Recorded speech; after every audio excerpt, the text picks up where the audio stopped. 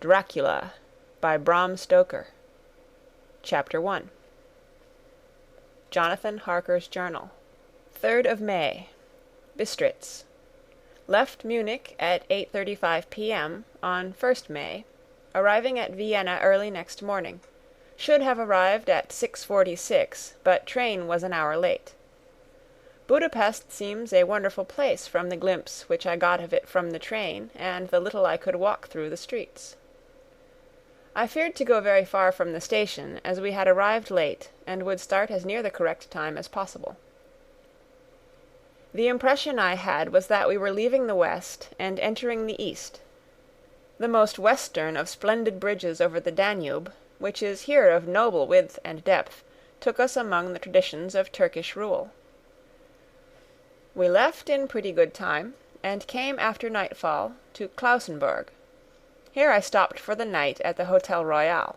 I had for dinner, or rather supper, a chicken done up some way with red pepper, which was very good but thirsty. Memorandum. Get recipe for Mina. I asked the waiter, and he said it was called paprika Händel, and that, as it was a national dish, I should be able to get it anywhere along the Carpathians. I found my smattering of German very useful here. Indeed, I don't know how I should be able to get on without it. Having had some time at my disposal when in London, I had visited the British Museum, and made search among the books and maps in the library regarding Transylvania. It had struck me that some foreknowledge of the country could hardly fail to have some importance in dealing with a nobleman of that country. I find that the district he named is in the extreme east of the country, just on the borders of 3 states, Transylvania, Moldavia, and Bukovina, in the midst of the Carpathian Mountains, one of the wildest and least known portions of Europe. I was not able to light on any map or work giving the exact locality of the Castle Dracula, as there are no maps of this country as yet to compare with our own Ordnance Survey maps, but I found that Bistritz, the post town named by Count Dracula, is a fairly well-known place. I shall enter here some of my notes, as they may refresh my memory when I talk over my travels with Mina.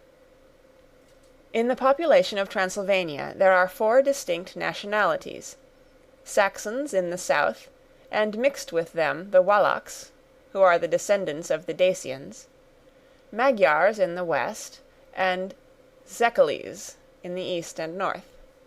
I am going among the latter, who claim to be descended from Attila and the Huns.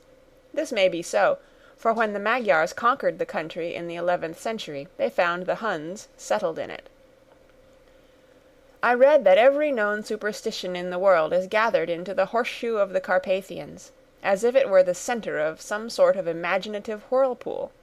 If so, my stay may be very interesting. Memorandum. I must ask the Count all about them. I did not sleep well, though my bed was comfortable enough, for I had all sorts of queer dreams. There was a dog howling all night under my window, which may have had something to do with it, or it may have been the paprika, for I had to drink up all the water in my carafe, and was still thirsty.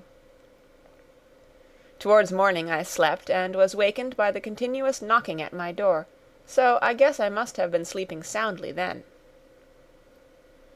I had for breakfast more paprika, and a sort of porridge of maize flour, which they said was mamaliga, and eggplant stuffed with forcemeat, a very excellent dish, which they call impletata. Memorandum. Get recipe for this also. I had to hurry breakfast, for the train started a little before 8, or rather it ought to have done so, for after rushing to the station at 7:30, I had to sit in the carriage for more than an hour before we began to move. It seems to me that the further east you go, the more unpunctual are the trains. What ought they to be in China? All day long we seemed to dawdle through a country which was full of beauty of every kind. Sometimes we saw little towns or castles on the top of steep hills, such as we see in old missals. Sometimes we ran by rivers and streams, which seemed from the wide stony margin on each side of them to be subject to great floods. It takes a lot of water, and running strong to sweep the outside edge of a river clear. At every station there were groups of people, sometimes crowds, and in all sorts of attire. Some of them were just like the peasants at home, or those I saw coming through France and Germany, with short jackets and round hats and homemade trousers, but others were very picturesque. The women looked pretty, except when you got near them, but they were very clumsy about the waist. They had all full white sleeves of some kind or other, and most of them had big belts with a lot of strips of something fluttering from them, like the dresses in a ballet, but of course there were petticoats under them. The strangest figures we saw were the Slovaks, who were more barbarian than the rest, with their big cowboy hats, great baggy, dirty white trousers, white linen shirts, and enormous heavy leather belts, nearly a foot wide, all studded over with brass nails. They wore high boots with their trousers tucked into them, and had long black hair and heavy black mustaches. They are very picturesque, but do not look prepossessing. On the stage they would be set down at once as some old Oriental band of brigands. They are, however, I am told, very harmless, and rather wanting in natural self-assertion. It was on the dark side of twilight when we got to Bistritz, which is a very interesting old place. Being practically on the frontier, for the Borgo Pass leads from it into Bukovina, it has had a very stormy existence, and it certainly shows marks of it. 50 years ago a series of great fires took place, which made terrible havoc on 5 separate occasions. At the very beginning of the 17th century it underwent a siege of 3 weeks, and lost 13,000 people, the casualties of war proper being assisted by famine and disease. Count Dracula had directed me to go to the Golden Krone Hotel, which I found, to my great delight, to be thoroughly old-fashioned, for of course I wanted to see all I could of the ways of the country. I was evidently expected, for when I got near the door I faced a cheery-looking elderly woman in the usual peasant dress.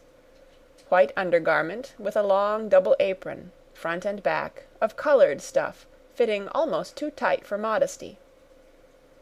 When I came close, she bowed and said, "The Herr Englishman?"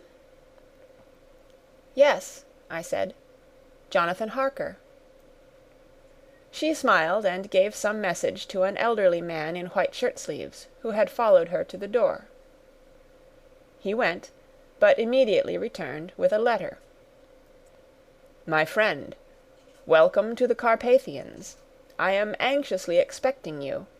Sleep well tonight. At 3 tomorrow the diligence will start for Bukovina. A place on it is kept for you.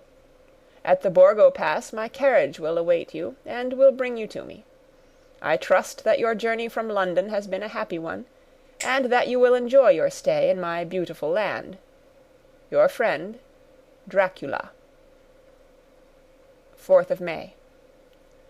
I found that my landlord had got a letter from the Count, directing him to secure the best place on the coach for me, but on making inquiries as to details he seemed somewhat reticent, and pretended that he could not understand my German. This could not be true, because up to then he had understood it perfectly. At least he answered my questions exactly as if he did. He and his wife, the old lady who had received me, looked at each other in a frightened sort of way. He mumbled out that the money had been sent in a letter, and that was all he knew. When I asked him if he knew Count Dracula and could tell me anything of his castle, both he and his wife crossed themselves, and, saying that they knew nothing at all, simply refused to speak further. It was so near the time of starting that I had no time to ask anyone else, for it was all very mysterious, and not by any means comforting. Just before I was leaving, an old lady came up to my room, and said in a hysterical way, "Must you go? Oh, young Herr, must you go?" She was in such an excited state that she seemed to have lost her grip of what German she knew, and mixed it all up with some other language which I did not know at all. I was just able to follow her by asking many questions. When I told her that I must go at once, and that I was engaged on important business, she asked again, "Do you know what day it is?" I answered that it was the 4th of May. She shook her head as she said again, "Oh, yes, I know that. But do you know what day it is?" On my saying that I did not understand, she went on, "It is the eve of St. George's Day. Do you not know that tonight, when the clock strikes midnight, all the evil things in the world will have full sway? Do you know where you are going, and what you are going to?" She was in such evident distress that I tried to comfort her, but without effect. Finally she went down on her knees and implored me not to go, at least to wait a day or two before starting. It was all very ridiculous, but I did not feel comfortable. However, there was business to be done, and I could allow nothing to interfere with it. I tried to raise her up, and said as gravely as I could that I thanked her, but my duty was imperative, and that I must go. She then rose and dried her eyes, and taking a crucifix from her neck, offered it to me. I did not know what to do, for, as an English churchman, I have been taught to regard such things as in some measure idolatrous, and yet it seemed so ungracious to refuse an old lady meaning so well, and in such a state of mind. She saw, I suppose, the doubt in my face, for she put the rosary round my neck and said, "For your mother's sake," and went out of the room. I am writing up this part of the diary whilst I am waiting for the coach, which is, of course, late, and the crucifix is still round my neck. Whether it is the old lady's fear, or the many ghostly traditions of this place, or the crucifix itself, I do not know, but I am not feeling nearly as easy in my mind as usual. If this book should ever reach Mina before I do, let it bring my goodbye. Here comes the coach. 5th of May. The Castle. The grey of the morning has passed, and the sun is high over the distant horizon, which seems jagged, whether with trees or hills I know not, for it is so far off that big things and little are mixed. I am not sleepy, and, as I am not to be called till I awake, naturally I write till sleep comes. There are many odd things to put down, and, lest who reads them may fancy that I dined too well before I left Bistritz, let me put down my dinner exactly. I dined on what they called robber steak, bits of bacon, onion, and beef, seasoned with red pepper and strung on sticks, and roasted over the fire in simple style of the London cat's meat. The wine was golden Mediasch, which produces a queer sting on the tongue, which is, however, not disagreeable. I had only a couple of glasses of this, and nothing else. When I got on the coach, the driver had not taken his seat, and I saw him talking to the landlady. They were evidently talking of me, for every now and then they looked at me, and some of the people who were sitting on the bench outside the door came and listened, and then looked at me, most of them pityingly. I could hear a lot of words often repeated, queer words, for there were many nationalities in the crowd, so I quietly got my polyglot dictionary from my bag and looked them out. I must say they were not cheering to me, for amongst them were Ordog, Satan, Pokol, Hell, Stregoica, Witch, Vrolak, and Vlkoslak. Both mean the same thing, one being Slovak and the other Servian for something that is either werewolf or vampire. Memorandum. I must ask the Count about these superstitions. When we started, the crowd round the inn door, which had by this time swelled to a considerable size, all made the sign of the cross, and pointed 2 fingers towards me. With some difficulty I got a fellow passenger to tell me what they meant. He would not answer at first, but on learning that I was English, he explained that it was a charm, or guard, against the evil eye. This was not very pleasant for me, just starting for an unknown place to meet an unknown man, but everyone seemed so kind-hearted, and so sorrowful, and so sympathetic, that I could not but be touched. I shall never forget the last glimpse which I had of the inn yard, and its crowd of picturesque figures, all crossing themselves, as they stood round the wide archway, with its background of rich foliage of oleander and orange trees in green tubs clustered in the centre of the yard. Then our driver, whose wide linen drawers covered the whole front of the box-seat, Gotza, they call them, cracked his big whip over his 4 small horses, which ran abreast, and we set off on our journey.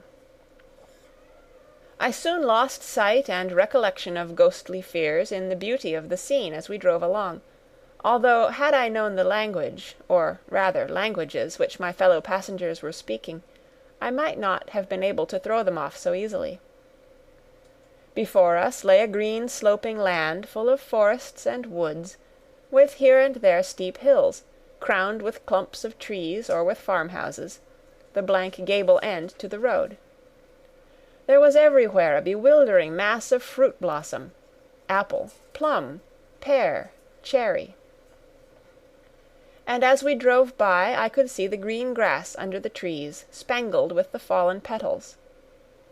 In and out amongst these green hills of what they call here the Mittelland ran the road, losing itself as it swept round the grassy curve, or was shut out by the straggling ends of pine woods, which here and there ran down the hillsides like tongues of flame.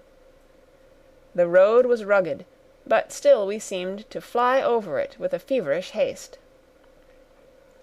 I could not understand then what the haste meant, but the driver was evidently bent on losing no time in reaching Borgo Prund.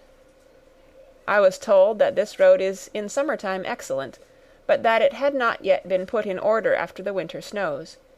In this respect it is different from the general run of roads in the Carpathians, for it is an old tradition that they are not to be kept in too good order. Of old the hospodars would not repair them, lest the Turk should think that they were preparing to bring in foreign troops, and so hasten the war, which was always really at loading point. Beyond the green swelling hills of the Mittelland rose mighty slopes of forest up to the lofty steeps of the Carpathians themselves. Right and left of us they towered, with the afternoon sun falling full upon them, and bringing out all the glorious colours of this beautiful range, deep blue and purple in the shadows of the peaks, green and brown where grass and rock mingled, and an endless perspective of jagged rock and pointed crags, till these were themselves lost in the distance, where the snowy peaks rose grandly. Here and there seemed mighty rifts in the mountains, through which, as the sun began to sink, we saw now and again the white gleam of falling water. One of my companions touched my arm as we swept round the base of a hill, and opened up the lofty snow-covered peak of a mountain, which seemed, as we wound on our serpentine way, to be right before us. "Look, Istenzek, God's seat," and he crossed himself reverently. As we wound on our endless way, and the sun sank lower and lower behind us, the shadows of the evening began to creep round us. This was emphasized by the fact that the snowy mountain top still held the sunset, and seemed to glow out with a delicate cool pink. Here and there we passed Czechs and Slovaks, all in picturesque attire, but I noticed that goiter was painfully prevalent. By the roadside were many crosses, and as we swept by my companions all crossed themselves. Here and there was a peasant man or a woman, kneeling before a shrine, who did not even turn round as we approached, but seemed in the self-surrender of devotion to have neither eyes nor ears for the outer world. There were many things new to me, for instance, hay-ricks in the trees, and here and there very beautiful masses of weeping birch, their white stems shining like silver through the delicate green of the leaves. Now and again we passed a Leiterwagen, the ordinary peasant's cart, with its long, snake-like vertebra, calculated to suit the inequalities of the road. On this were sure to be seated quite a group of home-coming peasants, the Czechs with their white, and the Slovaks with their collared sheepskins, the latter carrying lance-fashion their long staves, with axe at end. As the evening fell it began to get very cold, and the growing twilight seemed to merge into one dark mistiness with gloom of the trees, oak, beech, and pine, though in the valleys which ran deep between the spurs of the hills, as we ascended through the pass, the dark firs stood out here and there against the background of late-lying snow. Sometimes, as the road was cut through the pine woods that seemed in the darkness to be closing down upon us, great masses of greyness, which here and there bestrewed the trees, produced a peculiarly weird and solemn effect, which carried on the thoughts and grim fancies engendered earlier in the evening, when the falling sunset threw into strange relief the ghost-like clouds, which amongst the Carpathians seemed to wind ceaselessly through the valleys. Sometimes the hills were so steep that, despite our driver's haste, the horses could only go slowly. I wished to get down and walk up them as we do at home, but the driver would not hear of it. "No, no," he said, "you must not walk here. The dogs are too fierce." And then he added, with what he evidently meant for grim pleasantry, for he looked round to catch the approving smile of the rest, "And you may have enough of such matters before you go to sleep." The only stop he would make was a moment's pause to light his lamps. When it grew dark there seemed to be some excitement amongst the passengers, and they kept speaking to him, one after the other, as though urging him to further speed.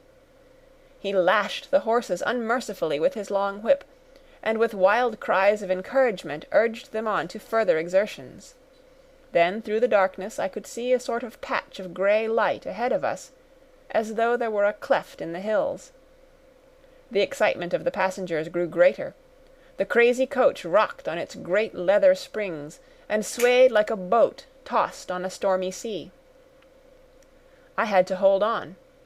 The road grew more level, and we appeared to fly along.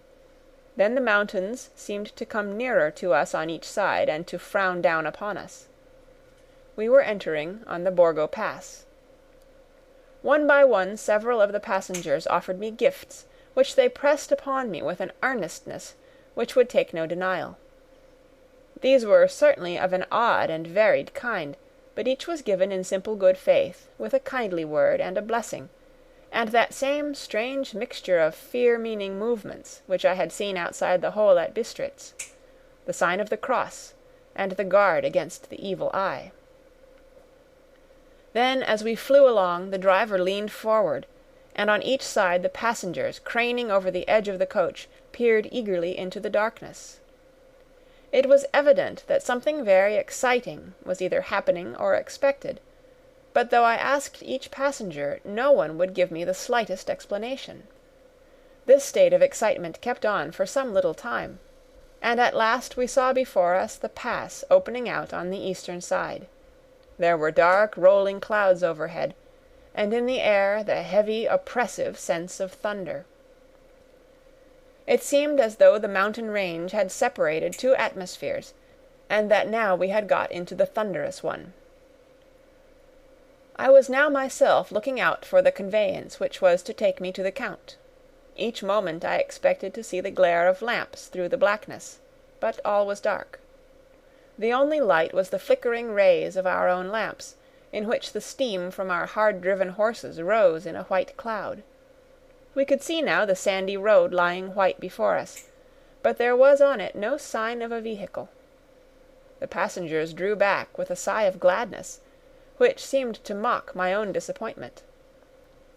I was already thinking what I had best do, when the driver, looking at his watch, said to the others something which I could hardly hear, it was spoken so quietly, and in so low a tone. I thought it was, "An hour less than the time." Then, turning to me, he spoke in German worse than my own. "There is no carriage here. The Herr is not expected after all. He will now come on to Bukovina, and return to-morrow, or the next day, better the next day." Whilst he was speaking, the horses began to neigh and snort and plunge wildly, so that the driver had to hold them up. Then, amongst a chorus of screams from the peasants, and a universal crossing of themselves, a calèche, with 4 horses, drove up behind us, overtook us, and drew up beside the coach. I could see from the flash of our lamps as the rays fell on them that the horses were coal-black and splendid animals. They were driven by a tall man, with a long brown beard and a great black hat, which seemed to hide his face from us. I could only see the gleam of a pair of very bright eyes, which seemed red in the lamplight, as he turned to us. He said to the driver, "You are early tonight, my friend." The man stammered in reply, "The English Herr was in a hurry." To which the stranger replied, "That is why, I suppose, you wished him to go on to Bukovina.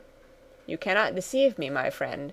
I know too much, and my horses are swift." As he spoke he smiled, and the lamplight fell on a hard-looking mouth, with very red lips and sharp-looking teeth, as white as ivory. One of my companions whispered to another the line from Burger's Lenore, "Denn die Toten reiten schnell," for the dead travel fast. The strange driver evidently heard the words, for he looked up with a gleaming smile. The passenger turned his face away, at the same time putting out his 2 fingers and crossing himself. "Give me the Herr's luggage," said the driver, and with exceeding alacrity my bags were handed out and put in the calèche. Then I descended from the side of the coach, as the calèche was close alongside, the driver helping me with a hand which caught my arm in a grip of steel. His strength must have been prodigious. Without a word he shook the reins, the horses turned, and we swept into the darkness of the pass. As I looked back I saw the steam from the horses of the coach by the light of the lamps, and projected against it the figures of my late companions crossing themselves. Then the driver cracked his whip and called to his horses, and off they swept on their way to Bukovina. As they sank into the darkness I felt a strange chill, and a lonely feeling came over me. But a cloak was thrown over my shoulders and a rug across my knees, and the driver said in excellent German, "The night is chill, mein Herr, and my master the Count bade me take all care of you. There is a flask of Slivovitz," the plum brandy of the country, underneath the seat, if you should require it. I did not take any, but it was a comfort to know it was there all the same. I felt a little strangely, and not a little frightened. I think had there been any alternative I should have taken it, instead of prosecuting that unknown night journey. The carriage went at a hard pace straight along, then we made a complete turn, and went along another straight road. It seemed to me that we were simply going over and over the same ground again, and so I took note of some salient point, and found that this was so. I would have liked to have asked the driver what this all meant, but I really feared to do so, for I thought that, placed as I was, any protest would have had no effect in case there had been an intention to delay. By and by, however, as I was curious to know how time was passing, I struck a match, and by its flame looked at my watch. It was within a few minutes of midnight. This gave me a sort of shock, for I suppose the general superstition about midnight was increased by my recent experiences. I waited, with a sick feeling of suspense. Then a dog began to howl somewhere in a farmhouse far down the road, a long, agonized wailing, as if from fear. The sound was taken up by another dog, and then another and another, till, borne on the wind which now sighed softly through the pass, a wild howling began, which seemed to come from all over the country, as far as the imagination could grasp it, through the gloom of the night. At the first howl the horses began to strain and rear, but the driver spoke to them soothingly, and they quieted down, but shivered and sweated, as though after a runaway from sudden fright. Then far off in the distance, from the mountains on each side of us, began a louder and a sharper howling, that of wolves, which affected both the horses and myself in the same way, for I was minded to jump from the calèche and run, whilst they reared again and plunged madly, so that the driver had to use all his great strength to keep them from bolting. In a few minutes, however, my own ears got accustomed to the sound, and the horses so far became quiet that the driver was able to descend, and to stand before them. He petted and soothed them, and whispered something in their ears, as I have heard of horse-tamers doing, and with extraordinary effect, for under his caresses they became quite manageable again, though they still trembled.